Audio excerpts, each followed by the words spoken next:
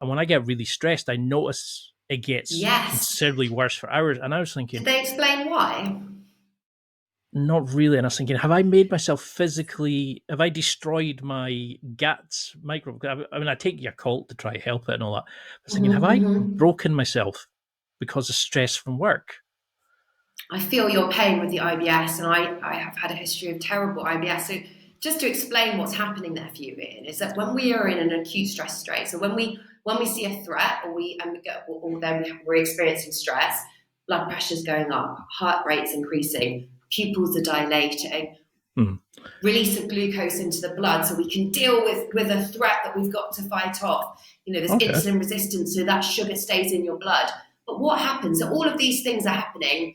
Your brain goes hyperreactive. There's improved concentration and focus. So everything in that stress response is doing what it's trying to do is to help you deal with a threat, to fight something or flight. So anything that is deemed non-essential, sexual organs, digestive processes, production of certain hormones like sex hormones is switched off. So that's why we see digestive problems in stress because it's being switched off. It's deemed non Ah, essential. We don't need to digest food. We need to fight this lion that's in front of us, right? You don't need to feel sexy right now. oh, You I don't need don't. no libido. You I've don't given need up. no libido. So we're switching that off. And that's why we have digestive problems with stress, is because that's been turned off and chronically because you're chronically stressed. And that's why we see stuff in men like reduced testosterone, libido problems, and lots of kind of hormonal problems and hormonal imbalances, because those are the deemed non-essential stuff that our body has switched off in order to literally deal with fight or flight, because that's the stress response. Are we going to fight this, or are we going to run and get out of here?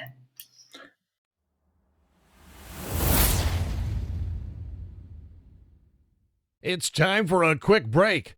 There are millions of potential products to buy, so how do you know which ones are worth your hard-earned money? Simple.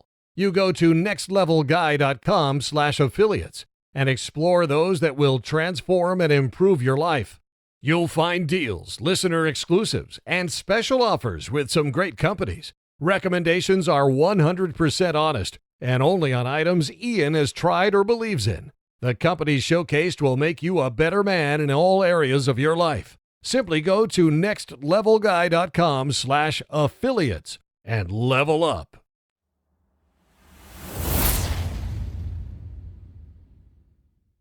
Because I read somewhere in one of I think it was the NHS thing where they said people can feel fatigued from it because like the biofilm can get created in some conditions, so you can't absorb the nutrients. And I thought, yeah, okay, that makes sense because I've had a gut health expert on before, Mm-hmm. Dr.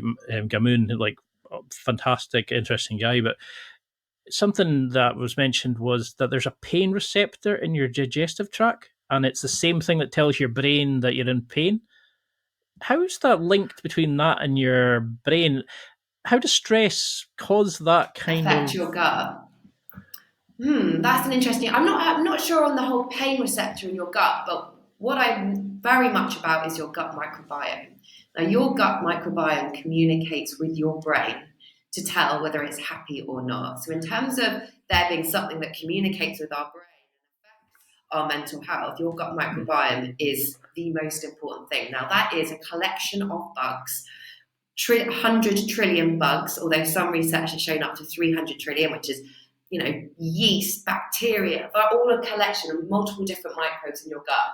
And they communicate with your gut, with your brain in two ways. You've got a direct line of communication, your vagus nerve, and then they release chemicals to your brain. So when Yeah. you're looking after your gut, when you're looking after your gut, they're telling your brain, we're happy, everything's good, and your brain is settled.